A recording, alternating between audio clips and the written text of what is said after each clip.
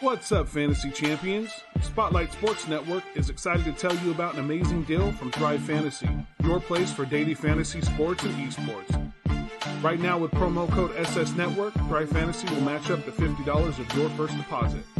So go to thrivefantasy.com and sign up now with promo code SS Network. That's thrivefantasy.com, promo code SS Network.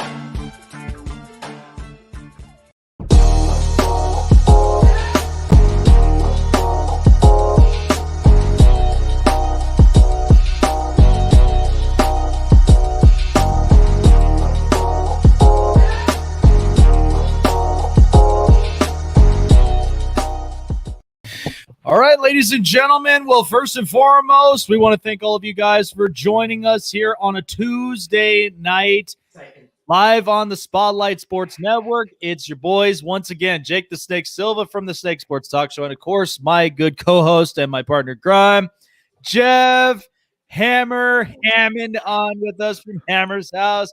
Welcome to the Turn 2 podcast. Hammer, we're 9 days away, man. We're 9 days away from opening day. Can we finally start to open the floodgates and have some baseball going on? I'm excited for this, man. Let's go, Mets.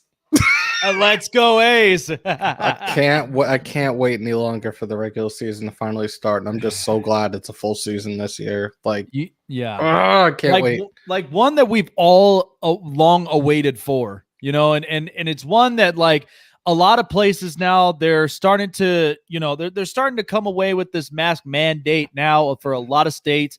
And the nicest thing is they're getting more people into the ballparks. They're starting off with their limited capacity just to start with, but tickets are on sale, folks. That's the nicest thing. Every time when I will see that before the season even comes up and they say tickets are on sale, I just get excited for it because, you know, now they are finally allowing fans back into the buildings, man. So it's going to be fun. You're going to be rocking it out in Citi Field. I may try to at least get somewhere, whether I'm on the road, if I'm going to Petco or I'm going to, you know, Dodger Stadium or maybe even, you know, some home games, you know, in Oakland. Who knows? Because ultimately, I want to survive for one, but I'd love to see the A's play. You know, that's my one thing I'd love to see. I just got my Nike flight posits. Things are orange and blue. I cannot wait to rock those at Citi Field this year. Oh, man, those are going to be awesome. And you know me with my Kelly Greens, man. I need to get myself one of the Kelly Green hats just to match with, man. Like, I am so excited for this season. So, well, we got at least a couple of topics happening right now. And, you know, so let's break this down. So, I'm sure you probably have seen, I don't know if you have, but there were a bunch of preseason like champions that we've ended up seeing here from MLB on Fox. So there are a bunch of them, and I think they're pretty obvious. I mean, let's be honest. I mean, the Dodgers are going to be NL West champions. That's a given. The Central, I feel like, is up for grabs, but after what St. Louis has done for their latest moves, they seem to be the one that could be crowned Central champs. I do see the Chicago White Sox maybe potentially making a push with all of their offseason acquisitions. And not to mention, too, they have to battle against Minnesota for that Central division. But I do see the White Sox potentially making it on top. It's a toss-up, honestly, for the American League East with the Yankees and with the Blue Jays and with a bunch of teams that are, you know, that are creeping in. But they got the Yankees as champions as the preseason. And I'm just like, that's interesting. But I'm sure we will get to this too, because there are two of them. Two of them that I'm not so sure of. One you probably already know, but this was by fans. Okay? In the preseason for the NL East, they showed the champions being the Atlanta Braves. Bullshit. And I knew you were going to go there. But then in the AL West, you're going to be surprised about this, but people think the LA Angels of Anaheim are going to win the West. What? Nope. Two teams. That's one that I would love to get into. So the preseason, like, champions voted by the fans, there's a few of them that are obvious. The Dodgers, the Cardinals, the White Sox. Yankees is kind of a toss-up. But the Braves and the Angels, seriously? Like, I mean, I'm going to get to you first because what was your thought about that, knowing that the fans voted for the Atlanta Braves for the NL East? That's kind of a surprise to me. This is the first time I'm hearing about this little thing, and you know what? No. If this was voted on by the fans, it's a given. It's probably a whole bunch of jackasses from Cobb County that voted for this crap. So I'm not. No. Yeah, there's no way. Well, and we talked about it with the Atlanta Braves and just their young rotation, not to mention some of their young players that they're building up to their best potentials. But what's going on, Memopolis? Glad you could be here, man. But still, I mean, you're talking about a healthy Freddie Freeman. You're talking about a healthy Ronald Acuna, and you're bringing back Marcell Ozuna, which was a surprise to me with the amount guarantee they gave him in their contract. Like that was a surprise to me. But still, you've got the Mets with their rotation and not to mention their offense. Like, listen, Philly's going to be Philly. That's not going to be, that's not going to be a huge, that's not going to be a huge concern. The Nationals, they've got a rotation, but I'd like to see what their offense does. And then you got Miami, who's just Miami. But it's just interesting to see that with the Atlanta Braves being there as voted from the fans as an obvious choice for NL East champs. That's just kind of interesting to me. I feel like we're at the tail end, obviously, of spring training, and we're seeing like little hope with some of these teams right now, and some not so much. It's almost like this is exactly where we saw you guys ending up, anyways. But yeah, well, just let the regular season hit already, because you have people that are like, at least from what I'm seeing in some of these group pages for like the Met fans and stuff, like already trashing players and stuff, and it's like, this is spring training. This is not the regular season. Like, get over it. Like, right. Let's just get there now. Let's let April 1st be here already. Let's get this thing started. Yeah, no kidding, right? Like I Braves, in my honest opinion, are the favorite in the NL East. But Mets can win division easy. Yeah, of course, Darkness. That's what I feel like. Hey, get down. Down. That's what I honestly feel like. I feel like the Mets could make a push however that they can. But yeah, I mean, Braves have a slight favor, but it still could be a battle between them and the Mets to winning the division. Because the Mets can do it. And that's the one thing that I look at. I'm like, this is really interesting. But my one thing I'd love to get into is how the hell are the fans voting the Angels to win in the AL West? Since when? Since when? This is one that has really boggled my mind, because you're talking about an Astros team that they still have offense. They've got pitching with Zach Greinke and Justin Verlander. They still have a rotation somewhat. And then you got the A's, which the A's, they could be fighting for the AL West. A lot, and that's just interesting. That's what I'm saying. I don't understand that, Darkness. I'm confused myself because, again, you know how much I love bashing on the Angels so much because of their pitching rotation, because the rotation is terrible. So you're telling me that Shohei Ohtani, outside of him, that Dylan Bundy, Julio Teheran, and a bunch of these other youngsters are going to lead the promised land to winning the division? I don't think so. Is marijuana legal in California? I kind of think it is, or maybe, I don't know. They got laws for literally everything, man. That explains a lot for this voting, where you think the Angels are going to win the division. Like, please, because they haven't won the division since 2014. Let's be honest about that. And that was the only time in Mike Trout's career with the Angels that they've even made the postseason. Like, that just doesn't make any sense. It doesn't make any sense. And if you're telling me right now that this pitching staff is going to be legitimate enough to facing off against some of these teams in that division between the Astros and A's, you got to be crazy. Like, you got to be out of your mind. You're smoking meth. Yeah, right. Are you frozen by any chance, man? It looks like the screen kind of stopped a little bit. I think I am. Uh-oh. because my computer's not. The hell? Am I good now? Okay, yeah, you're good now. I was gonna say, I was like, oh, no technical difficulties this time, but yeah, I thought this was interesting. I mean, I'm breaking this down. I mean, you know how you feel. I know how you feel about the Yankees for one in the AL East, but it could be a hell of a battle between them and the Toronto Blue Jays. I think the Yankees can win it, but it's going to take a miracle with their health, though. Thank you. Yeah, thank you. It's gonna take a miracle. Yeah, it's gonna take a miracle of everybody to stay healthy for once, at least just for this 1 year. But you're talking about a Toronto Blue Jays team that they're getting younger, and they've got talented players. The rotation, I'm excited to see how that's going to run up. We'll get into at least a couple of things with as far as Cy Youngs, MVPs, and so much more. So, I mean, it's going to be a hell of a battle there, and Boston might creep in, but that's only unless if they get hot at the right time. But I will tell you this. I'll tell you what, though. I watched swings from Michael Chavis and Bobby Dalbec the other day. I mean, Bobby Dalbec, I think, is going to be an interesting, impactful player. I'll be honest with you.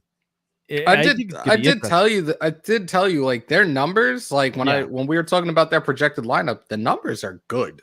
The numbers are good. Like their numbers are good. So it's like we have to really truly see are they going to live up to these numbers? Are they going to stay consistent throughout the year to potentially become contenders and be a team that people start talking about more as the season goes on?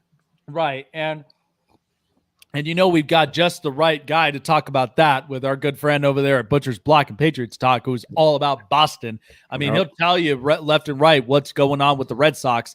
But I agree with you. I mean, the numbers themselves can't lie. And then when you see their production and what they can do, it's interesting to me. But I think you're right. And at the same time, they have to be clicking on the right cylinders, especially with their pitching rotation, their bullpen, if they truly want to make a run to get into the postseason, because it's not that easy. The AL Central, I have to be honest with you, is very interesting because, for one, there's only two contenders. There's two competitors within that division, the Twins and the White Sox. White Sox made some huge pushes this offseason. They went and get Liam Hendricks. They went and got a bunch of real good players, and on top of it, they're bolstering up their rotation, and it's preparing for guys like Lucas Giolito, Ronaldo Lopez, Michael Kopech, that I can't wait to see him pitch. So I think, to me, because it's going to be a constant push. Look, Kansas City is going to be a fun watching team. I mean, I've watched the swing from Jorge Soler with that solar power he's got, and I mean, they got some real good pop in their sticks, but still, Kansas City is going to be a fun team to watch, but I don't see them being impactful. The Cleveland Indians, for one, they're quite an interesting team. I loved what Shane Bieber did last year and what we've seen out of his pitching mechanics. The other thing is that I also am interested to see how Ahmed Rosario and a lot of these guys are going to end up playing, because now it's Jose Ramirez's team. He has to put up the production. So without Francisco Lindor there, that's going to be the next guy having to come up. That's my guy. Yeah, my guy man. now. But it's going to be interesting for Cleveland, And then when I look at who else is there in the Central as well? The Tigers. I mean, the Tigers are basically in rebuilding mode, but they're getting better with the fact that AJ Hinch being their manager. There's some positive hopes there. So ultimately, it's just going to be a two-team battle between the Twins and the White Sox to be claiming Central champions. So, I mean, it's kind of obvious. What's going on, Jason Marshall? Yay! That's it. Yo, they were roasting the hell out of me earlier, man. Hey, were they roasting you or were they roasting the kid on the phone? No, they went for Darian first with this baby Trent Brown thing, and then he got them to start freaking going off on me. Oh Lord, like man. this dude looks like a Mexican gang member. I'm like, Vatos locos forever, Holmes. Orale. Yeah, right. Some blood in and blood out kind of thing. No more leg doors. No more leg doors. Hey, there's Bial, Snake and Hammer. Everything good. Yeah. What's up, bro? It's always good, man. But yeah, I mean, obviously we talked about the Angels, but again, that's a toss-up in this West Division because of the fact of the Astros are still competitive, the A's are still competitive. I mean, let's be honest about the Rangers and the Mariners. I mean, the Mariners for one, I don't know where the hell they're going. Like, Nowhere. Same place they've been going year in, year out. Nowhere. It's like, does James Dolan own the Mariners? Because good Lord, man. Wow. Like, seriously, like, this is the direction that the Mariners are going in that division. But still, it could be anybody's battle in that division to be crowned champs. But I just feel like, to me, it's going to be battle for 3 teams. But I feel like the A's are going to sneak in somehow, some way with like maybe close to 30 games before the season ends or so, maybe somewhere in the middle. They're going to feel like they're going to get an edge. I just feel like that's what they do. I mean, I think they're going to sneak their way in somehow, some way, and they're going to be division champs. I definitely think the A's are going to win that division this coming season. Yep, there's Gooley. I did say James Dolan. I feel like he owns the Seattle Mariners because of where they're going. And we already talked about the NL East with the Mets and the Braves. It's a good battle between the two of them. The Nationals, the only thing that I can see them catching fire is that rotation. That's the only thing. The Phillies just need to click everywhere. They just need to click everywhere. And outside of Aaron Nola, somebody's got to be on the same page. I mean, you're hoping Zach Wheeler is going to be good, but, hopefully his mechanics and his pitching location works. Because think about it. How many times have we seen this with Zach Wheeler with the Mets? There's been some promising hopes for him, and then there were times it was just like, what the hell? That's funny. Like, I think it was his last year pitching with the Mets. For some strange reason, the games that I went to, Wheeler was pitching, and he actually looked pretty good. So, yeah, and I don't know. Maybe you might be the mojo or the juice there that every time when you're out there. Oh, well, you're just in time for this, Gooley, because that's actually one of our spotlighted teams we're going to be talking about is those Chicago Cubs. So he's like, since we're talking about baseball, how much alcohol, even though I don't drink, is required for the Cubs this season? I can take it. So we'll get to that for sure, bud. The NL Central, I mean, I feel like the Cardinals will have an edge because of the amount of moves they made. But you're looking at all these teams here. The Pirates are rebuilding. The Brewers for what, like for me, I feel like is a team, they got to catch fire at the right time. Otherwise, they're going to lose their spot to getting into the postseason. The Cubs, you can only hope for a miracle here because ultimately it's all been about, is Chris Bryant playing? Is he going to be moved? Is it all this and that? Oh man, wait till you see this, but the best swing I've seen out of Wilson Contreras. You'll see it here in a moment. But I mean, this Central Division, can I be honest, is not the most competitive. It's not the most competitive in baseball because it's such a toss-up between a lot of teams. There are strengths and there's weaknesses, but it's like at any point, each team can be hot and cold every time, and they'll continuously battle. But I feel like the Cardinals will have the edge. I don't know, man. I mean, I just say this because they're relying on their young rotation with Jack Flaherty. You've got veteran pitching in Adam Wainwright. You still have Yachty behind the plate, who's calling all of these pitches, and he's still like, again, it's still his magic, his wisdom, and that's what's going to be the real true force for the Cardinals. I have a gut feeling right now that the Brewers may win that division, but I also think it's going to be a very, very tight second place, maybe even a tie for second place in that division between the Cardinals and the Cubs. The Reds and Pirates are going to be at the bottom of the barrel. Yeah, see what I mean? Even Gooley says it's not the most competitive Anybody can win the damn thing. And to be honest, as a Cubs fan, I'm very embarrassed because they've won it for the last, 3-something years, but they never dominated. Yeah, that's true. What's going on, John L. Jackson? What's going on? Yep. Yeah, it's true. And they never really dominated. There was only maybe the 1 year in 2016 where they were the most dominant team, in the National League. That was about it. But outside of that, that was it. They never really dominated that division. They never dominated in the National League. And that's where it's kind of been the initial change for the Cubs. So, and then finally the NL West. I mean, it's obvious. It's the Dodgers. The Dodgers, they filled in the void the second that the Padres were knocking on the doors, getting Yu Darvish, Blake Snell. They'll go and get a bunch of these good players. And the Dodgers are like, okay, you want to play dirty, then we'll go ahead and we'll do that. We'll just go and get Trevor Bauer. And it's like the Dodgers have plenty of young stars that they're going to build up. And as we mentioned before, I mean, Dodgers, Padres, that's going to be a competitive division.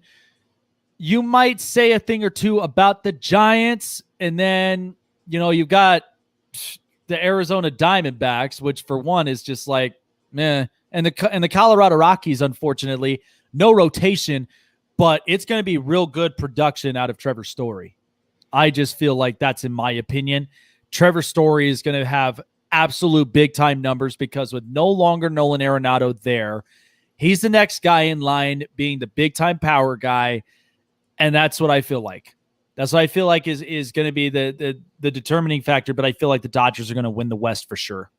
Absolutely. And funny, like Trevor Story is one of those guys that is talked about, I swear, like the last few years, every single spring training, he's the one guy that's always talked about going into the regular season. So, and it's funny because you think about it, it always had been Arenado for the most part because of his power and his presence and, of course, his leadership. Right. But Trevor Story, as I said, he's the next guy that's going to be in line. That's going to be, the big-time powerhouse for the Rockies. Because, look, Charlie Blackmon's a good player, but for how long can he really be consistent at that point? And they really don't have anybody outside of them. I mean, you're going to trust Ryan McMahon. That I'm waiting to see if he's got, if he's got pop, if he's got potential. So it'll be interesting to see what happens there. But they got rid of a lot of guys. I mean, David Dahl, I was surprised they even let him walk because I thought Dahl was good. But at the end of it, the Rockies are the Rockies. I mean, that's the way that organization has been. They'll give away a lot of these good players, and they never build upon it. That's just how the organization runs. Oh, yeah, by the way, the Cubs prospect that they drafted had 21 of cocaine in his car. That's oh, Lord. Yeah, I did see that. I saw that one for sure. Dude was running for the cartel. Just leave it alone. Yeah, just leave it alone. Just he claims that he thought that they were cleats and some other stuff, but had an idea that they were drugs. Ah, jeez. Really? That's the casing. But yeah, that's crazy. But yeah, that's what we looked at here for the, from a lot of our fan votes and stuff like that with the divisions. I mean, there's a couple I can agree with. Couple of them that I think are toss-ups, but we'll wait and see how the season really pans out as we get closer to the end. But it's going to be really good. All right, so let's talk about these MVPs for a second before we end up going into Cy Young. So the National League MVP, and there are a couple of real good names that are potentials to winning this a prestigious award. Mookie Betts, Ronald Acuna Jr., Cody Bellinger, Juan Soto, Fernando Tatis Jr., and Nolan Arenado. Now, there could be wild cards. There could be Francisco Lindor I'd throw in there. And I just feel like that. I mean, it's kind of clear, in my opinion, when I look at this with production. But if he can have a bounce back season, I feel like Paul Goldschmidt at some point has to be winning MVP. But it's an interesting list here. I would put Tatis up there, up in the running for it. Yeah, I would put Tatis up there too. Who was the top one you said? The first one you said? So the top one was Mookie Betts. Yeah. Yeah, I feel like Mookie Betts would be a really good top runner for sure. Ronald Acuna Jr. is looking for a big time bounce back productive season. I mean, he did have, an MVP caliber year at one point in his second year in the league. And then you have Cody Bellinger, who was obviously the clear cut of NL MVP also. So he's got his fair share. Then there's Juan Soto, which I'll be honest, I'm not going to brush away from that because I've seen how his presence is in the box. He's a guy that you can't really pitch around. Right. He's going to do whatever it takes to really smack the ball, whether he's pulling it or he's pushing it or he's getting it deep to center field. And then Tatis, for sure, as one of the top runners. Arenado, I'd like to see how he pushes for that because, again, it's the first year in St. Louis. Mm-hmm. I don't want to get the overhype. But the other thing, too, is I look at it with Francisco Lindor and what I've seen from him in spring training and his presence at the box, like that could be potentially a running for MVP. That's why I have him as a wild card thought for the National League MVP award. But I just think, to me, there's three guys that I'd probably put up here in this running. Mookie Betts, Fernando Tatis Jr., and I would love to say Cody Bellinger, but I feel like Juan Soto might actually end up being up in the running for MVP. Those would be my top three. What do you think? Wait, this is still NL? Yeah, NL MVP. Because that's what I have. I like Betts 1. Mm-hmm. I like Tatis 2. I don't know. It's a toss-up for number 3. Maybe Goldschmidt? Maybe if he has a bounce back season, because it was kind of rough. It was kind of rough, the previous season. But if Goldschmidt can really pick it up where he left off from last year, I think he'd be good. But that's my opinion from there. I feel like, Betts, Tatis, and Juan Soto. We've got Betts, Tatis, and potentially Paul Goldschmidt, but we'll see. I mean, the productions, like I said, is going to be much needed. So let's flip over to the American League MVP because we know Jose Abreu was last year's MVP champion as well. But we've got a couple of lists from here: Mike Trout, Aaron Judge, Alex Bregman, Jose Ramirez, Anthony Rendon, and Jose Abreu for the runnings of AL MVP. I feel like if he can, as a wild card, I feel like JD Martinez might have a bounce back year. So if that's the case, if he could get his swing back and he could get if he could get his productions back where he was before, he could be in the MVP run. So my top 3, Mike Trout 1. It's a usual. I feel like Anthony Rendon would be a 3 for me, but number 2, I feel like would be Jose Ramirez because I've seen the production that Ramirez has put up. And he's a guy that was actually one of the wild card runner-ups, at least not this past year, but a year before. So it's going to be interesting. JD as a DH, not happening. Oh, man. Well, you're talking about production, though, here. I mean, that's the thing. You're talking about production. But MVP, I feel like you need to be doing both. Literally everything. In the field and hitting. So I understand where he's coming from with that. Yeah, it's understandable. My 3, Trout, definitely. Number 2, if he stays healthy for an entire season, Judge. Oh, wow. Yeah, I said it. I think I'm standing with it too. Number 3, potentially Rendon. Yeah, I like that list because for one, I'm like, I like Alex Bregman, and I feel like that if he catches fire, somewhere down the stretch in the season, he could be a guy that'd be running up in the MVP race. I just feel like for as much production as Jose Ramirez has been giving for the Indians, he's one that like I don't brush away because he's a guy that he can hit 30 plus bombs. He can end up driving in 100 RBIs. It's interesting. So And Jose Abreu, I mean, he had a really good season. He had a really good season, a year ago in a shortened season, but still was actually pretty good. I mean, it's really interesting to see how this year is going to be. But that's what I have. Trout, Ramirez, and Rendon. And as we said, Trout, Judge, and Rendon there because Anthony Rendon, since the improvement he's made, like once he was in the National League and winning the championship for the Nationals that year, Right. he was good. He was really, really good. I feel like Abreu and Ramirez are the guys that are just like outside looking in right now. Like really, like honestly, like I feel like they're outside looking in, but they do have a good chance as well. Yeah, absolutely. I think they've got a real good chance for sure. So here's the fun part. So we're gonna go to we're gonna go to the Cy Young Award winners potentially for the National League. You already know exactly the core groups that are involved here. Jacob deGrom, Trevor Bauer, Max Scherzer, Walker Buehler, Yu Darvish, and Blake Snell. That's interesting. And again, you've got the Dodgers potentially now. They've got multiple Cy Young Award winners. Like this is going to be an interesting rotation for sure. Max Scherzer, we know he's won Cy Young in both leagues, and he's been a guy that has been an absolute threatening force for Washington. I definitely checked.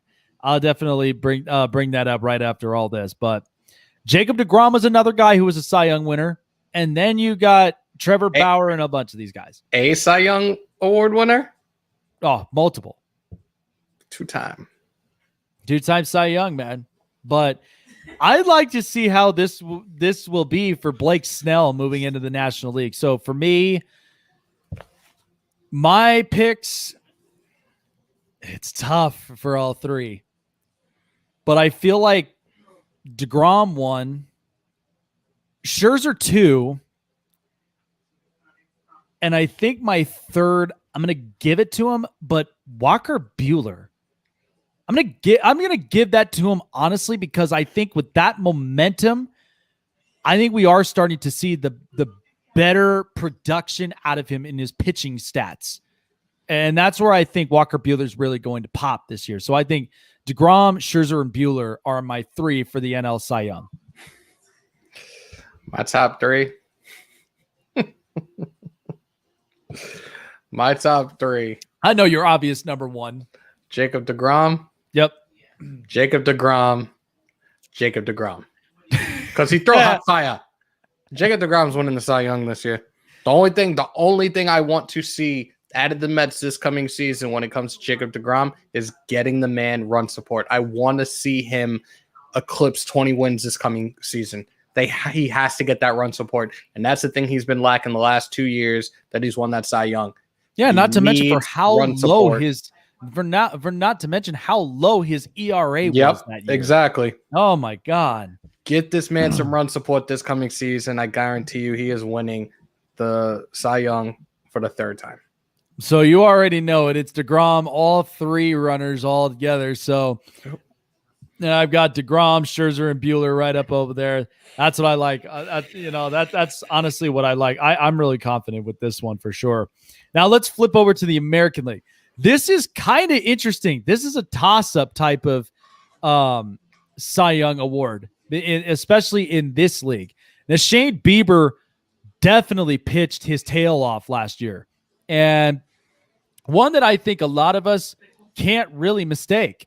I mean, he was a guy that was throwing some filthy stuff, and he was really throwing some good quality innings. But this list so far that we're seeing, we've got Garrett Cole, Shane Bieber, Lucas Giolito, Tyler Glasnow, Hyun-Jin Ryu, and Jose Barrios. So I think that's an interesting list. I really, really think it is. But if I look at this with a clear coat for my top 3, I feel like this might shock you, but I feel like Jose Barrios, this is his year. This is literally his year to win the Cy Young. I have him at number 1. A lot of people are shocked about that. Wow. Shane Bieber at 2 because of what we've seen from him last year and what he's capable of pitching. And 3, I feel like Lucas Giolito is going to make noise. I got nothing against Garrett Cole. I think he is definitely a top pitcher. And Tyler Glasnow, he's just figuring out his mechanics. We've watched this before. He's a really, really good pitcher. I can't mistake that for the Rays. And Hyun-Jin Ryu's thrown some real good filthy stuff. But again, it's one of those toss-ups. It's one of those toss-ups in this league when it comes to pitching. But I feel like Jose Barrios, he is bound for it this year. I feel like he's going to be your AL Cy Young Award winner this year. See, this is where I'm like iffy right now to even give my predictions on this. This is tough. I think I'll put Shane Bieber up there. I think it's a toss-up between Cole and Shane Bieber. I think my 3 is going to be Cole, Bieber, and Giolito. Oh, wow. Like, it's hard, especially like I focus so much on the NL. I really like enjoy watching the NL like a lot more. Oh, of course. But I feel like these are the guys right now. Like, I don't think Cole did as great as people anticipated him to last season. 7-3 with a 2.84 ERA. But I think he might have a bounce back. Now, I really believe that a lot of these guys this year are going to have bounce back seasons compared to what they did or how they did in a shortened season last season. A lot of guys are going to be bouncing back. So, yeah, absolutely. And like I said, I mean, Shane Bieber having at least an even bigger season than what he had in a short year. Yeah. But I just look at this with Jose Barrios and the amount of times I've watched him throw that fastball and that slider that he's known for. He's filthy with it. And it's only a matter of time until he is able to get complete control. And he also has the location to throwing the pitch, which is one of the reasons why that I feel like he could potentially make a lot of noise. I'm not sure how the Minnesota Twins are really going to favor themselves, but he'll be the working horse. That's the way that I look at it from here. I think he's definitely going to come out up on top, but that's definitely my list from there. Definitely Jose Barrios, Shane Bieber for 2, and Lucas Giolito for 3. And then we have Cole, Bieber, and Giolito there for our top 3s from there. But we'll see. I mean, it's been a lot of toss-ups. And real quick, we're actually been looking at these MLB fan bases. You and I both know exactly some of these diehard fans from all different 30 clubs. But we're going to look at here at bracket 1 because this also involves your team. But bracket 1, you've had the Mets, the Rangers, the Mets, Reds, Rangers, Brewers, Phillies, Diamondbacks, and the one team that had the bye was the Atlanta Braves. So between the Mets and the Reds, the Mets were victorious against the Reds, and they moved on to the next round, and they faced off against the Atlanta Braves, only just to get beaten by the Braves, and, and they made it into the top tier. The Rangers against the Brewers were victorious from there. The Phillies and the Diamondbacks, the Phillies ended up beating out Arizona, which was kind of crazy, but between the Brewers and the Phillies, the Brewers made it through, and right now, because we're waiting for who their bracket 1 winner is going to be, but it's the Atlanta Braves and the Milwaukee Brewers as their fan base. Oh, did you mute yourself? Braves, because Milwaukee has a good fan base. They do. But Milwaukee's fan base primarily is the Green Bay Packers when it comes to their professional sports teams. Oh, I can't agree more. And I believe, you think about it, Miller Park, when you got all those Bob Ukers and everybody's drinking up Miller Lights and all that. I mean, yeah, it's fun watching a baseball game, but as far as fan base wise, I agree with you on that. And I feel like right now, when it comes to the state of Milwaukee and that area in the Midwest, that the Milwaukee Bucks are on a rise right now as well. I think that they might actually have, or might start slowly leaping over the Milwaukee Brewers in regards to a fan base. And I think that's more because of like Giannis and how that team has been like just very productive. And I want to say successful, but not everyone championships recently. But I feel like the fan base is like starting to rapidly grow. And I think they may eventually, within like, I'll say the next 5 to 7 years, they're going to surpass the Milwaukee Brewers. And it's kind of funny because the Milwaukee Bucks were they were like at the bottom end of the totem pole for Wisconsin sports because the Brewers. And what's funny about that is because you think about it years ago when they had Prince Fielder and they had Ryan Braun. Yep. That was a big time fan base. People were going nuts for that because every time when they came up with that freaking monster and everything else in 2011, like that was the biggest battle cry for them. Right. And here's the thing. I mean, you're absolutely right with the Atlanta Braves for one, because the fact of, I don't care what anybody says about, listen, this has been an ongoing thing for years. Get over yourselves, because how can you get offended from the infamous chop that everybody gets hyped on? Like, I see this every time when you watch this in Atlanta Braves game, the fans love it and they get on their feet. They get hyped up. Yep. Like, they're huge for it. I mean, Atlanta, you know, a lot of them, they're either just Georgia Bulldogs fans when you look at it from collegiate. As far as Atlanta Falcons, it's a toss-up, but at the same time, the Atlanta Hawks barely, but the Atlanta Braves have definitely been a team and a franchise that their fan base has been growing strong for numerous years. I definitely think it's the Georgia Bulldogs than the Atlanta Braves. Yep, I agree too. I really do feel like you're either Bulldogs or you're Braves fan when you're there. You know how it is in the South when it comes to sports. Oh, yeah. Most people in the South, number one sport in the South is football. Yeah. Especially college football. And remember, they tried this with hockey years ago with the Atlanta Thrashers. They tried that, and then all of a sudden they get relocated back to Winnipeg. Epic fail. Yeah. But again, I thought it was pretty nice to looking at some of those jerseys, you know, like I thought it was pretty nice when we looked at them. Bracket 2, this is involving the Indians, the Orioles, the Tigers, the Pirates, the Red Sox, and the Rockies. And then you've got the Yankees there on their bye. So between the Indians and the Orioles, Indians were victorious against them.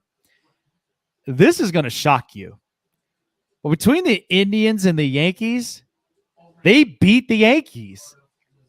The Indians literally beat the Yankees. How? That's very, very strange. That is strange. Wait a minute. You're telling me that Major League literally beat like the That's Empire? what I'm thinking that too. Like, like, wait a minute. Like, how? That is really strange. Especially, well, and again, I live in New York, so I hear these Yankee fans, and it doesn't help that I live in the Bronx now too, that I hear these Yankee fans all the fucking time. But like, how the hell did where Beantown, you're in here? I would love to hear your thoughts on this one. I'd love to hear your thoughts on that, dude. The fuck? Come on, Bobby. That is weird, dude. I have no words for this right now. Like, I don't get that at all. Like, I feel you got people on the West Coast that are Yankees fans at time, which is still kind of blows my mind too. Like, yeah, we do have them here in Vegas. You got your snowbirds in Florida that are Yankee fans. You have all right, I'll say a small amount of Connecticut, because I know some of you guys are massholes and are loyal to Sox Nation, but there's a small amount of Connecticut. You got Jersey that are Yankee fans. Like, this is just, I don't know, man. That's the weirdest one I've heard. That is the weirdest one, dude. Wow. That, I mean, again, that intrigues me, man. We might have a conversation about this for sure, but I would have I could see the Indians having a fan base if they were rooting for like Wild Thing and Serrano. Right. I and get that. Like if Willie that's Mays, the major league Hayes, thing, and yeah, but this is or weird, Roger man. Dorn. Hell yeah, fucking Dorn. Yeah, none of that Olay bullshit. This shit is so weird though. Like this just blew my mind. That literally blew my mind. I don't know what people are smoking on nowadays, but that really blew my mind. All right, Tigers, Pirates. The Tigers ended up beating the Pirates fan base, and then you have the Red Sox and Rockies. Red Sox for sure. I mean, for both of them, I see that because I really don't believe. And again, here's another one: Steelers run Pittsburgh. Yeah, they run. Steelers hands down runs Pittsburgh. It's a toss up between the Steelers and Penguins. Yeah, exactly. Like I do not see. I really believe, like even outside of Pittsburgh or outside of Pennsylvania, for that matter, the Pirates don't have a fan base like that. No, that's another team that it sucks to say. Like I would consider having that team be a team that relocates to maybe Montreal or something. Oh my God. Would you be surprised though? Like, because Pittsburgh doesn't even have a basketball team. True. I'm actually kind of surprised at that. And I'm kind of thinking, I'm like, Steel Town, pretty hard. Red Sox and Yankees fans run deep. Both those fan bases are everywhere. Yeah, but did you hear what we just said though? That's the thing. How the hell would the Indians fan base beat the Yankees fan base? That's ridiculous. Just So and you know what? Boston has that fan base with the Snowbirds in Florida too, especially for those that live in Fort Myers. I used to travel and play down there when we used to play their minor league club as well. So I'm not fully registering how the hell this is possible right now. Right. It's not processing well in both our heads right now. Like this is just befuddling us. But between the Tigers and Red Sox beat the Tigers fan base. So right now you got the Indians and the Red Sox. I feel like the Red Sox are going to beat the Indians. I would hope so. Because if they come out and say that the Indians beat the Red Sox, Bobby, I want a full rant out of you with this BS. Yeah, you could definitely come in here and do that. Listen, you can't take down both empires here in the East. That's not possible. Like, come on, dude. Can we be real about this? That's ridiculous. But yeah, that's how bracket 2 is looking like. Red Sox, Indians. I'd love to see how that's going to end at the end of it. Bracket 3. So you got the Dodgers, Marlins, Royals, Nationals, Astros, Rays, Giants, A's. So between so there was nobody that were like on bye weeks at all. Okay. So the Dodgers and the Marlins, Dodgers for sure.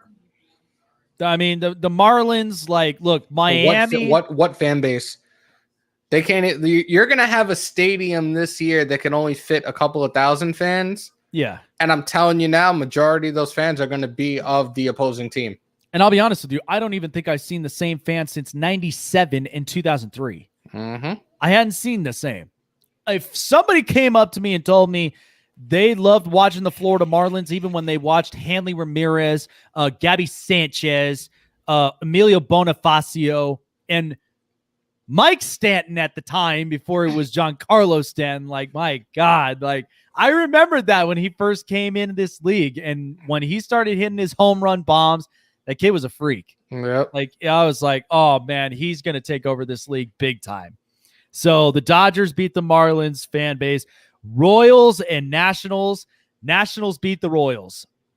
Now, even though, I mean, think about it, Kansas City's so balanced because there's only 2 fan bases, Chiefs and Royals. That's it. Yeah, but people are, how that goes in Kansas City. Oh, Chiefs run I that know how shit. I know how it runs in Missouri altogether. Because one of my cousins used to live in St. Louis.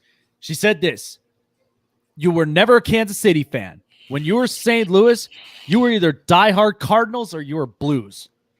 That was it in St. Louis. Like, you could not cross over, at all. Like, they would give you crap for it. So the Nationals beat the Royals, and between the Dodgers and the Nationals Dodgers beat them. That's obvious because look, DC, we know it's our nation's capital.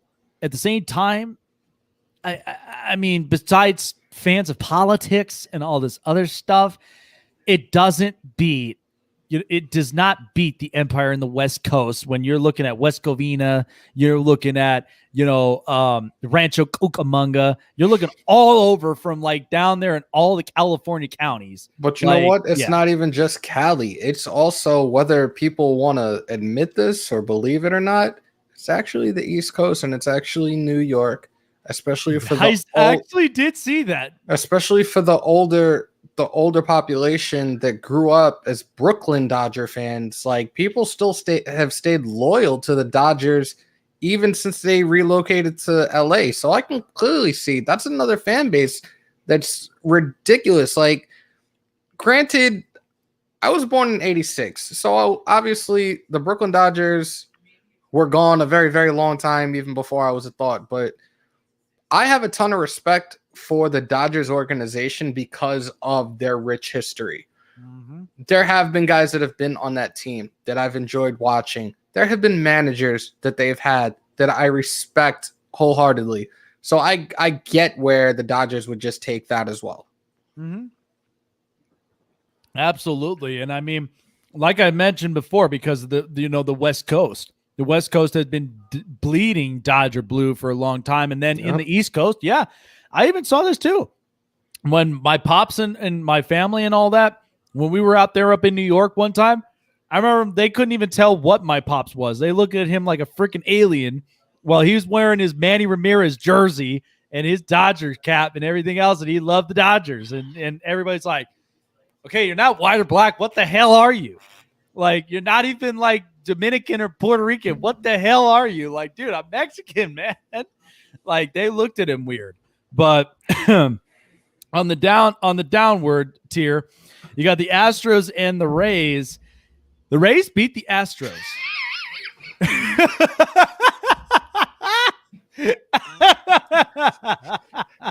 What the fuck? What? The Rays fan base beat the Astros. Oh, yo, what? This is bad for Houston again. This is another team, and we just talked about this off air. I think we were doing our tiers with our teams, like with all like professional sports teams, and you were like, oh, after Astros, this, that, and the third, but I was like, another one with a rich history, the Killer Bees, the fucking Houston Astrodome, man, like. Yeah, and Towers Hill. Like, come on. How does the Rays beat that fan base? How? Listen, this could be one of two reasons. One, is it because of the Astros championship, which that probably could be. Or two, is it because you're happy enough that the Lightning and the freaking Buccaneers won championships? Is that what's happening here? Like, because to me, the fan base in Tampa Bay, let me be honest with you, I never seen anybody be diehard Rays fans. I've never seen that. Like, honestly, like since 98, 99, like they were just a throw-in team. But they did have Wade Boggs. They did have James Shields. They did have Carl Crawford and Carlos Pena and initially BJ Upton. Yep. And then, they changed their colors. They changed their unis. Instead of being the Devil Rays, they became the Rays.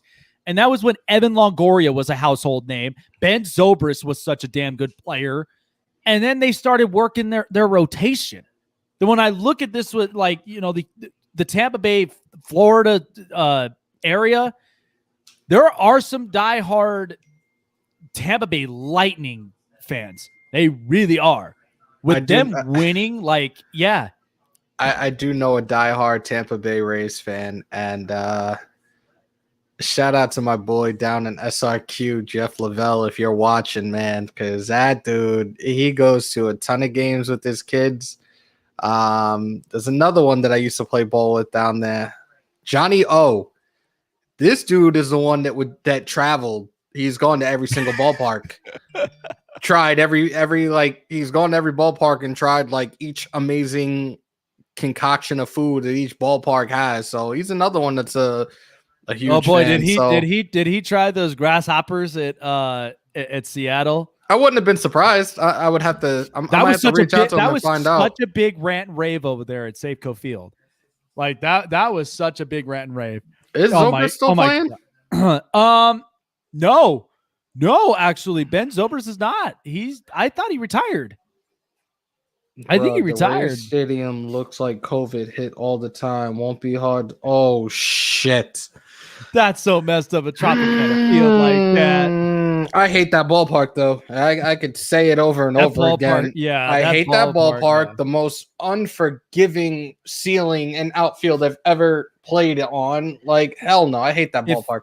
If there's one thing that I definitely like, it's their sound off horn every time when they hit a home run. That's the only thing that I like about it. But yeah, that whole like catwalk and everything up on the roof, that thing is such a pain in the neck. It's ridiculous. Oh but God, oh yeah, but anyway, yeah, and to conclude it, I mean, yeah, you have Lightning fans, you've got Rays fans, you've even got Buccaneers fans up over there in Tampa. But the Buccaneers, no. Especially living down there for the 2 years I lived down there, man. The people I lived in the Tampa area. I was about a half hour south of Tampa, but man, those people left and right are Bucs fans. And think about it though, because you're looking at Florida between either Miami, Jacksonville, or Tampa. Right. You know, and I can tell you this: one of my good friends, when I was a freshman in high school, he was the first friend I ever met. And, you know, when I was starting my high school year, he was originally from Jacksonville, and he's a diehard Jags fan. Like he's diehard Jags, loves the Miami Heat, but he also loves the Dodgers. And yeah, I mean Jaguars. I was just like, really? Holy hell! I was like, that's the first time I'm ever meeting a fan there that loves them. Yeah. But then when I look at the Astros, I'm just like, Houston's just having worse breaks, man. You've got them with their asterisk of a championship. You got all these lawsuits on Deshaun Watson now for the Texans. It's not Deshaun. Yo, I'm telling you now. I know, for the record, I know. It's not Deshaun. It is the front office that is setting him up right now, so he cannot leave Houston. I don't care what anybody says about this. And then you talk about the Houston Rockets, which, by the way, they've lost their 20th consecutive game. They've hit a wall, John. They've hit a wall. Why do you think Harden wanted out so badly? But again, it's like I said, when you got into bed with this Russell Westbrook contract, it's terrible. You lose Clint Capella, you lose a lot of these guys, and then you become the Smurfs of the NBA. Like, that's it. It's terrible.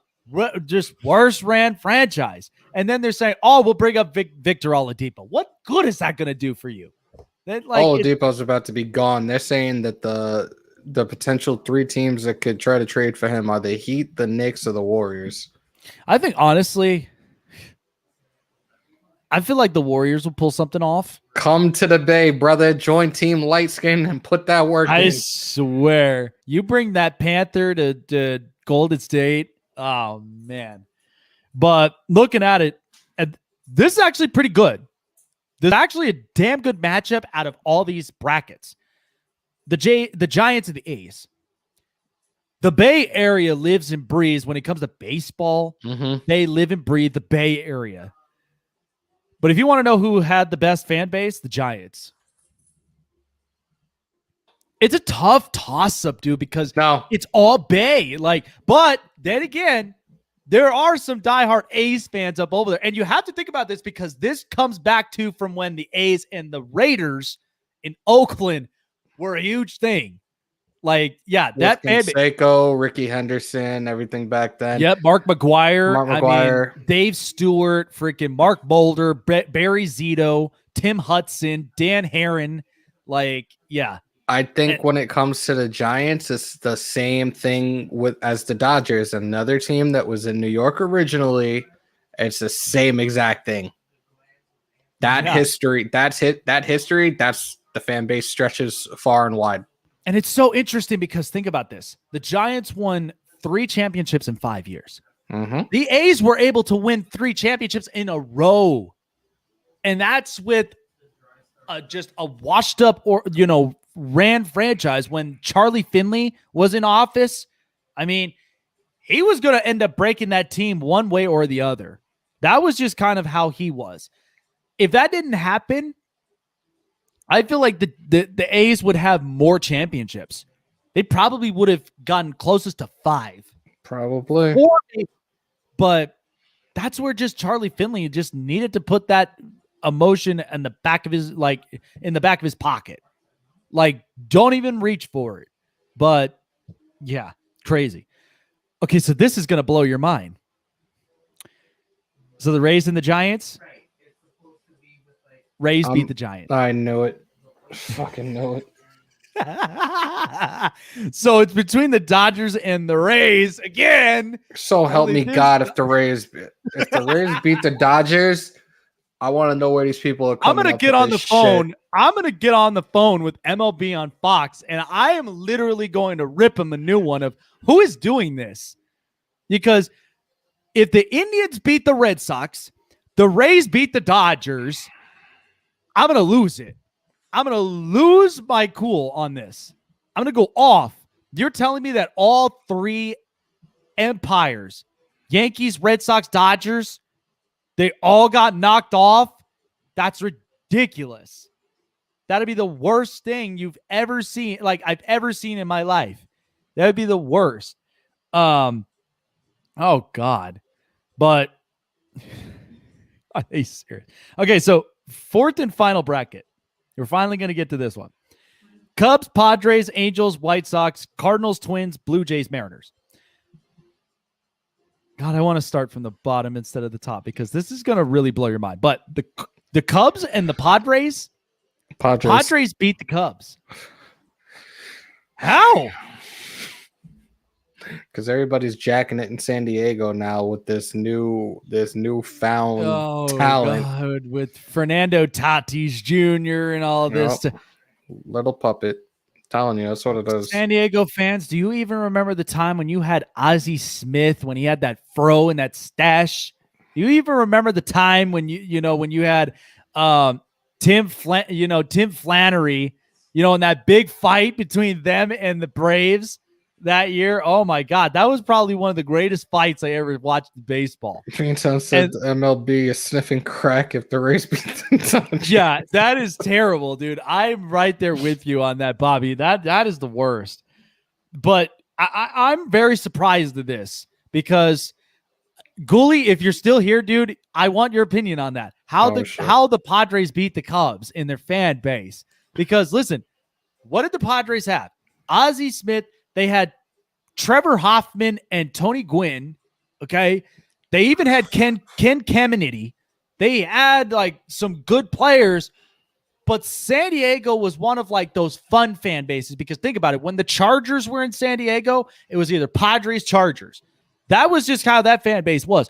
And the Chargers fan base was a big time growing thing. And I feel like because now that the Chargers are in LA, a lot of them, they've all grouped up to the Padres. So I feel like that's kind of it.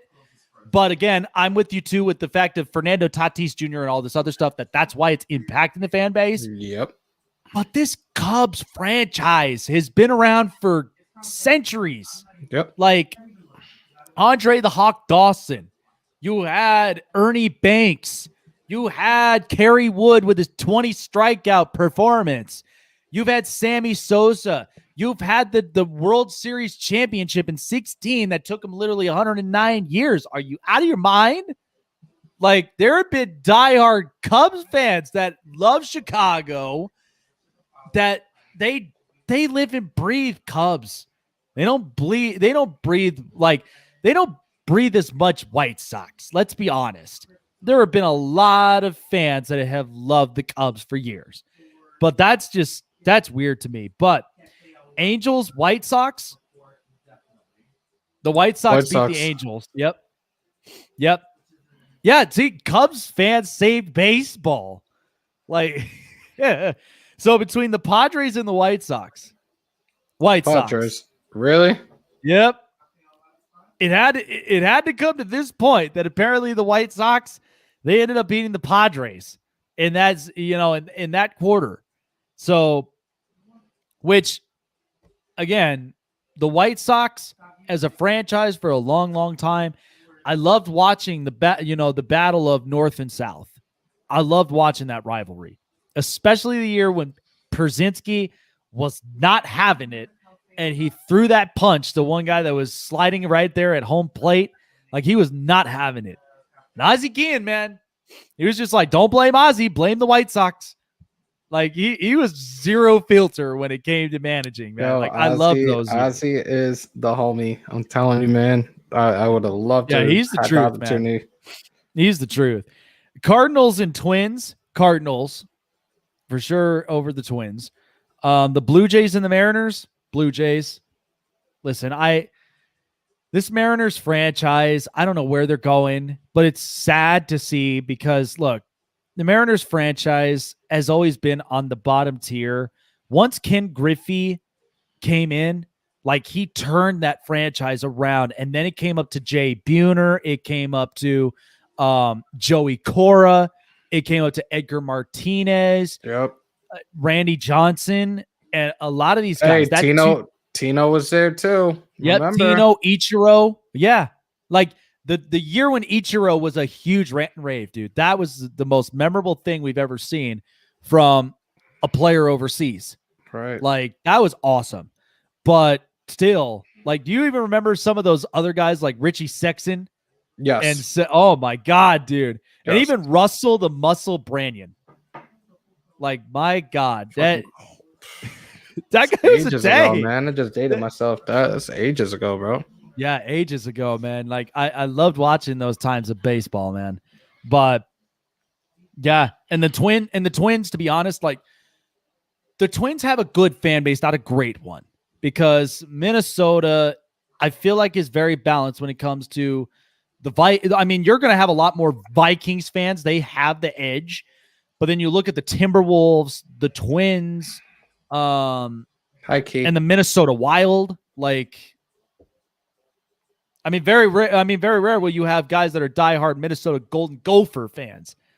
You know what I mean? And, like, I could see the Wild from the standpoint, like, Minnesota is hockey, man. Minnesota. It's hockey and football town. Yeah. It's hockey football town. Now, don't get me wrong. I loved watching the years when you had Kirby Puckett, you had Chuck Knobloch, you had Jack Morris, and Joe Mauer, Jason Kubel, Michael Kadire, Jason Bartlett. You even had Alexi Casilla.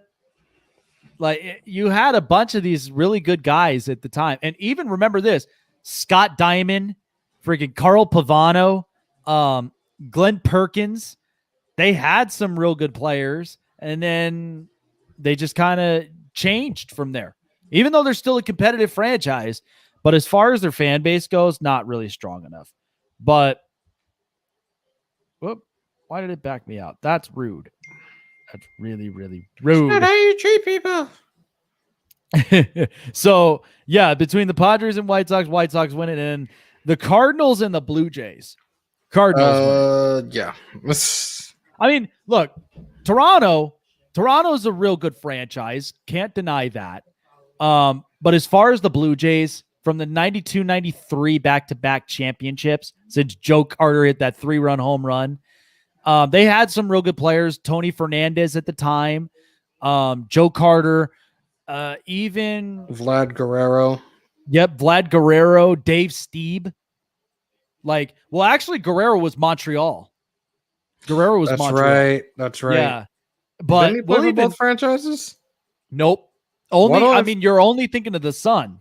No, I feel like Senior played in Toronto at one point. Nope.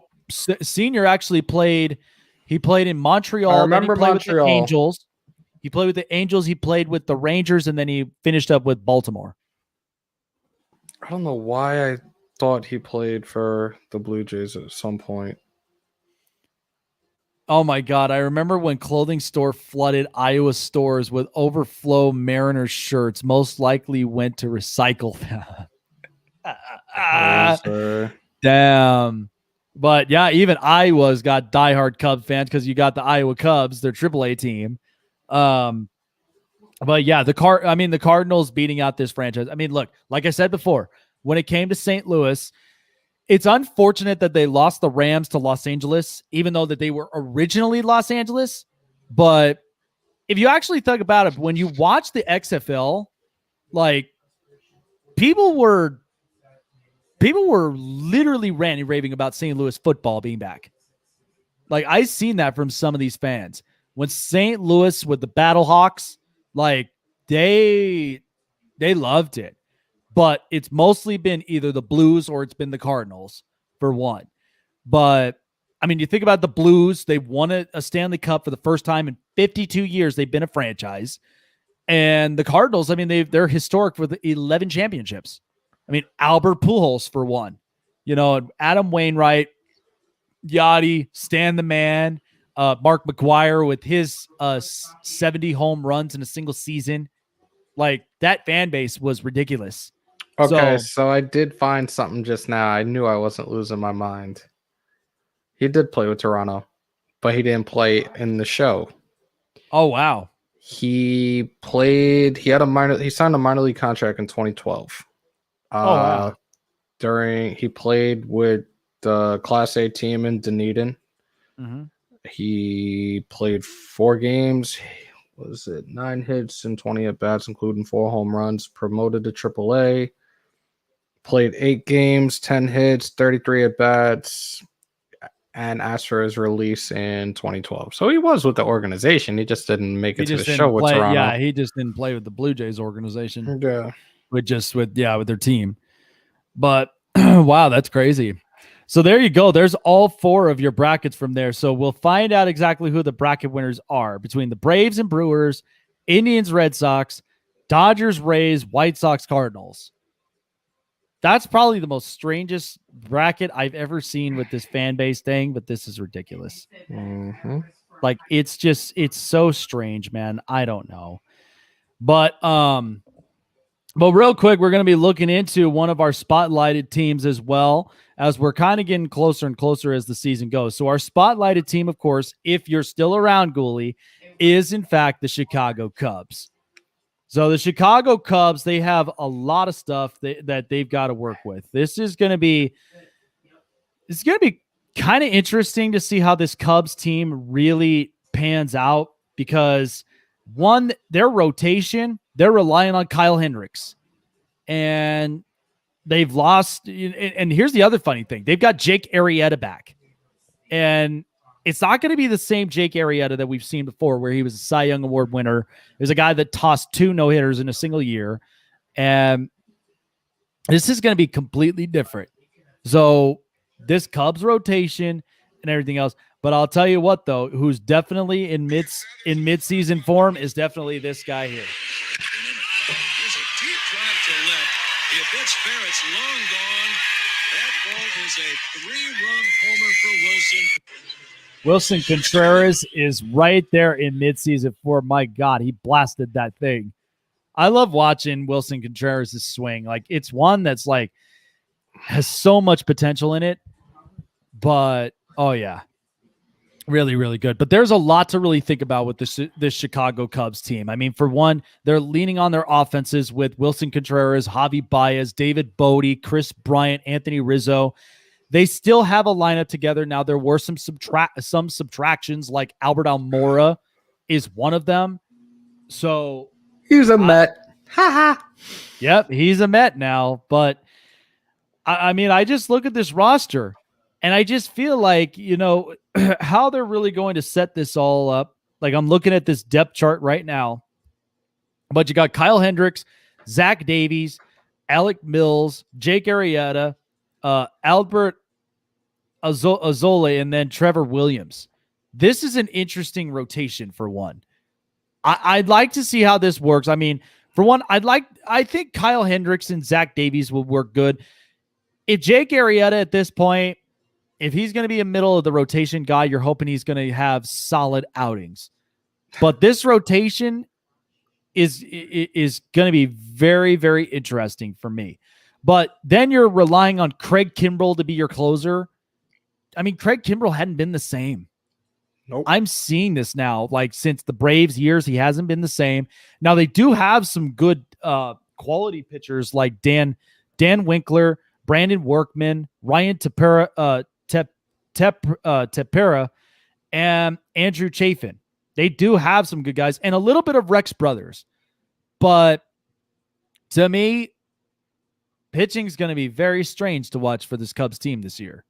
I'm looking at the projected starters right now in regards to their rotation, and you got Hendricks, Arrieta, Davies, Mills, Williams, and in the sixth, I guess battling with Williams would be Shelby Miller. So curious, very, very curious and optimistic about this rotation. Like I said, I'm looking at them to be, I think my prediction right now that they're going to have the same record as the Cardinals, and I think they're both going to be 80 and 82 teams with here's our projected lineup: Ian Happ, Wilson Contreras, Anthony Rizzo, Chris Bryant, Jock Peterson, Javier Baez, Jason Hayward, and Nico Horner. Yeah, like I don't know.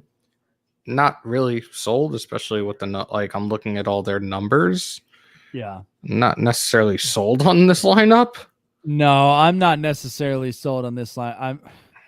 I'm not even sold on this fact of, dude, how long is Jason Hayward even going to be staying here with Chicago? It doesn't look like his average got better at all since he's even joined the Cubs.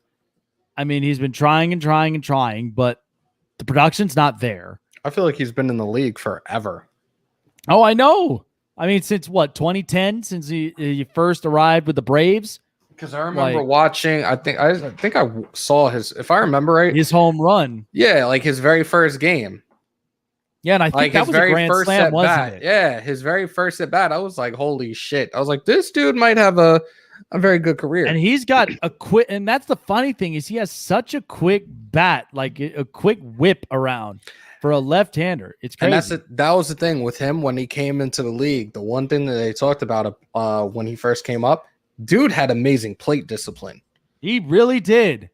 And I'm really surprised at that because he had really good plate discipline, really good defensively. Mm-hmm. And I was very surprised that the Braves even let him walk to go to St. Louis. In St. Louis, he really showed up. Yep. Like, and now when he took the contract with the Cubs, I don't know what it is, man, but it's like the Cubs are swallowing this contract wholeheartedly and they can't get themselves out of this jam. And if he's not producing well, this is a trap. Trap. But when I look at some of these other outfielders as well, I mean, they've got some depth. I mean, Cameron Maybin for one, Jake Marisnick for center field just for defense. Maybin is another one that's been in the league forever. Like, Jesus oh my God. Christ. Yes. Since the Florida Marlin days. Like, oh my God. And then that trade for San Diego. Yeah, that panned out well. Oh my God. Telling you, man, San Diego. But he bounced so many times. He bounced around in so many places. Like he couldn't even stay in one spot for a while. I remember when people didn't want to play in San Diego. Now it's like what's hot in the streets. Okay. And it's funny because do you remember a lineup when they had they still do have they had Austin Hedges. They had Chris Denorfia. I remember the time when they had Kevin Kuzmanov, Chase Headley, Jason Bartlett. Where is Headley now? Is Headley no longer in the league? Headley's retired, yeah. Jesus Headley Christ. And Kevin Kuzmanov. They're both retired. I'm just glad Utley isn't in the league anymore. Oh my God, Chase Utley. Fucking scumbag. But yeah, Chase Headley, I was like, that year when he actually had 30 bombs, I thought that was a damn good year out of him, but he tried to rebound as much as he possibly could. Like he was serviceable, but I never saw him as an impactful player. I don't think anybody did. No, he was a serviceable guy. That was it. And think about this: the Padres had Anthony Rizzo at one point before they traded him to the Cubs. Like, think about it. I remember that trade. That was a trade that every Cubs fan was on their feet. because they couldn't even wait for that kid to come up to the show. And the Padres had him. They settled for Yonder Alonso. And where's he now? Oh my God, he's bounced around from a lot of teams. Like he improved since he went to the A's, but struggled everywhere else he went. It's like that sometimes. That's true. I mean, that's kind of how it is at times. But yeah, then I even remember some bits and pieces of their pitching staff where they had Ross Ollendorf. They had what was it? And I loved watching this kid too. Was oh my God, I can't even think of his name. But I followed him since AAA with the Dodgers. It was he was a lefty too. Oh God, I can't even think of his name. But I remember, so this is how I found out about the AAA team for the Dodgers, because since they were with the Vegas 51s. Right. This is how I found out my news. I didn't find out my news through this thing. I found out my news through cutouts of newspapers. That's all I asked for. This was in middle school, bro. This is in middle school, and my gym teacher always gave me cutouts of box scores of all the baseball games. That's awesome. That was honestly like my favorite thing. And he was a diehard Denver Broncos fan. Like, he had cards of Rod Smith. He had cards of, Brian Greasy and a lot of these guys. But yeah, it was awesome, dude. Like, I got him every time when I went into my locker and I would see the cutouts, and I'd keep them. I kept every single one of them, of all those box scores and prospects. Like, that was how I was getting my info when it came to baseball at the time. That's awesome. Kids will never understand that, and they will never know how that worked. Like a newspaper? What is that? Yeah, what is this thing? A box score? What goes in a box? There's numbers here. What is that? I was like, oh my God. Oh, that's who it was. Oh my God, Eric Stoltz. That name sounds familiar. I was literally looking at that kid as a prospect when he was with the Dodgers, Eric Stoltz, until he got traded to the Padres. That was that left-hander that kind of threw a little bit of a funky throw to him. There was always one pitcher in that generation that had a weird-ass pitch or a weird-ass delivery. Oh, my God, yeah. And then to top it off, I mean, you had Ollendorf and then Cullen Ray. They had all these weird pitchers. It was good. It was strange. And then they want to pull the plug, purchase guys like James Shields and Justin Upton, and then they go and get Melvin Upton Jr. from that point on, because it didn't work with the Braves. And then they go and get Houston Street, which I thought that was good. Houston Street was a damn good closer. He definitely was. Like, I loved watching him close out games when he was with the A's. And it was unfortunate because of that one pitch that he gave to Maguila Ordonez in that postseason. That could have punched the ticket for the A's that year. And that was the World Series against the Cardinals. Like, yeah. And that was when you had Placido Polanco with Detroit. Polanco. Oh, my God. Oh, my God. Before man. he became a Philly. Yeah. And then you came around and then you bring in a guy like Pedro Feliz. Oh, my God. I used to love having fun with that, because there was Pedro Feliz and Carlos Ruiz. Why is the media mesh screen coming off of Allegiant Stadium? What? Yeah, I don't know. I really don't know. I don't even want to know. But when I'm looking at this with the Cubs and their lineup, I mean, I feel like their offensive production is going to be just fine. And by the way, I mean, they're getting some pop out of Jock Peterson, which I thought that was a really, really good signing for the Cubs. But I'm looking at potentials with David Bodie and Nico Horner. Nico Horner last year was a guy that was really kind of showing up. Yeah, he was. But the question is, are the Cubs serious about letting go of Chris Bryant? Yes. And I think it'll I don't think it's going to happen immediately now that the season's almost underway. I think it will happen by the trade deadline. Yeah. I mean, it might end up coming in by this time of the trade deadline. I'm waiting for that. But if I had to look at the Cubs, yeah, I mean, it'd be an absolute race between them and the Cardinals in the Central. But Yeah, I agree with you. I think it's going to be a tight standings for them. It's going to be a tight record for them because that's usually how the Central is with them. It's tight records or it's like either somewhat winning, somewhat losing. Mm-hmm. So that's what I think for the Cubs. That's what they're going to finish up with. But they need to bolster up that rotation. And again, if you trade away Chris Bryant, get some pitching. And now Epstein's gone now, right? Now he's working for the front office. Yeah, now he's working for baseball operations. I don't know how that's going to work out for them now. Yeah, I feel like the Cubs are literally running this thing like the Blackhawks. They're having these contracts now, and they're waiting and waiting and waiting and waiting until, a potential deal strikes, and then it'd be a little too late, and then the value just kind of goes away. Yeah, I could see that. But yeah, so I just feel like they don't have the right person to run that or at the front office anymore, like they did with Epstein. Epstein is the one to turn everything around for them. Right. Broke the curse, everything. So it sucks the situation they're in now, but I think eventually they'll get back on track. But oh my God, Keuchel is pitching. Wow. Dallas Keuchel is pitching. Oh yeah, the White Sox I think are going to win the Central. The White Sox are winning the Central. Yep. I was like, where was Dallas Keuchel this whole time?